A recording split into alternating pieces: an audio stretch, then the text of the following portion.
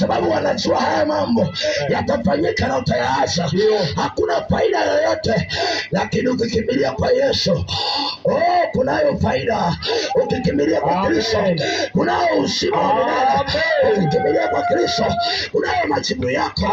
Utaona mashallah, utaona utakaa mahali pazuri, hautaona tena kama ulivyokuwa. Utakupumzisha kwa sababu yeye anahitaji utulie kwake. Amen, amen, amen, amen. Bwana Yesu asifiwe.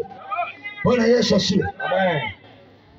Sikiliza, ukiwaza hata hapo ulipo, ukifikiria wakati mwingine, kuna wengine ambao unawajua walikuwepo ni matopu ndani ya mji huu. Ulikuwa unawatambua, lakini walikuwa na pesa, walikuwa na mali, walikuwa na uwezo mkubwa.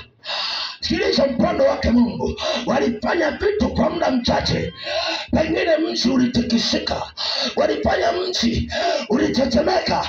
Waliposema fulani anapita, watu walioweseka, watu walijifungia kwenye nyumba zao. Lakini nataka nikwambie, yupo wanaume ambaye historia yake haibadiliki, wala haibadiliki, wala haibadiliki. Yeye ni yeye yule jana na leo. Hata kesho utaishikia mahali pengine, leo unaishikia mahali hapa, mahali pengine utaenda utaishikia, kwa sababu habari yake haibadiliki. Haleluya. Amen, amen, amen. Amen. Mimi habari zangu zinaweza badilika kwa sababu ni mwanadamu. Mimi habari zangu kesho wanaweza akaniita marehemu, lakini yeye alikufa akafufuka. Yeye alikufa na leo yu hai, naye anasema ikaribieni mimi, ikimbilieni mimi, kwa sababu mimi ndimi.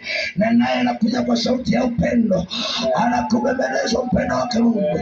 Sikiliza kijana, wakati ulio nao si wa kupotezea huko uliko. Mungu anahitaji ukae ndani yake. Mungu anataka kutumia. Mungu anataka ufanye yale aliyokuumia leo chini ya jua. Anataka usimame useme habari zake ili uweze kuziona leo. Mungu anakuita mpendo wake Mungu. Amen, amen.